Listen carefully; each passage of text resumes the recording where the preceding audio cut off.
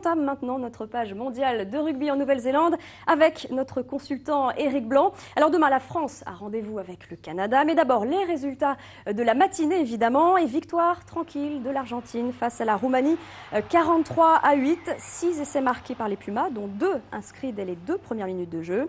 Et puis l'autre rencontre du jour, Afrique du Sud-Fidji, victoire de l'Afrique du Sud 49-3, l'Afrique du Sud auteur de 6 essais au total. Alors Éric, on dirait que l'Afrique du Sud monte en puissance pour vous. Est-ce qu'elle a été convaincante ? Oui, les champions du monde ont frappé fort. Là, on sent une équipe capable de défendre son titre.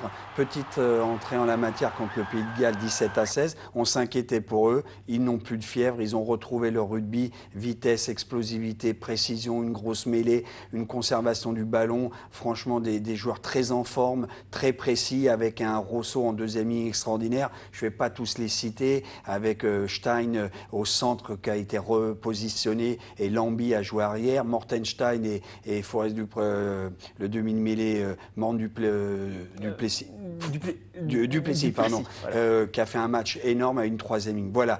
Les Fidjiens, ils se sont battus pendant 25 minutes.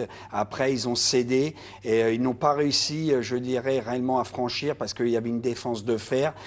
Voilà. Et donc, les Sudaf vont directement en quart de finale, c'est clair, et ils attendront leur adversaire. Donc l'Afrique du Sud en quart de finale. Enfin, je l'annonce parce que ils ont battu le Pays de Galles, ils ont battu les Fidji. Je vois pas comment ils peuvent chuter. En attendant, la France joue demain. Ce sera face au Canada et on l'a appris cette nuit.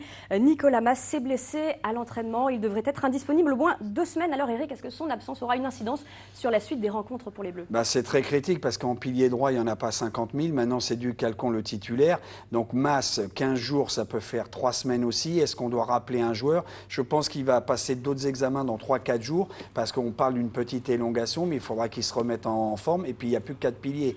Donc aujourd'hui, si on se projette, c'est qu'on a perdu Domingo avant la Coupe du Monde qui était le titulaire à gauche, Mas qui est le titulaire à droite. S'il ne jouait pas, on s'affaiblit quand même en première ligne, même s'il y a des joueurs comme du Calcon, Barcella. Et est-ce que Marconnet ferait ses balises et arriverait en urgence pour éventuellement en quart, demi ? Parce que si la France passe, dans quel état sera Mas ? Donc c'est une très mauvaise nouvelle pour l'équipe de France. Alors donc état physique, également peut-être état psychologique. On a l'impression de loin, d'ailleurs de l'extérieur, qu'on a l'impression d'avoir un malaise peut-être à travers la communication du coach, peut-être. Il y a des choses qui paraissent assez étranges en fait, vues de l'extérieur. Oui, mais bon, pas tellement. J'ai eu des personnes en Nouvelle-Zélande, des amis, des journalistes. C'est vrai que Marc Lièvremont a surpris dans le sens où il a sa communication peut-être contestée. Il a piqué un peu les joueurs devant la presse. Il a cité des noms. Ça n'a pas plu à Iachvili, à Imanol, à Rinordoki. Mais ça, c'est un peu pour les réveiller. Car aujourd'hui, ce qu'on attend demain, c'est que l'équipe de France, avec une équipe renouvelée, avec 11 nouveaux joueurs,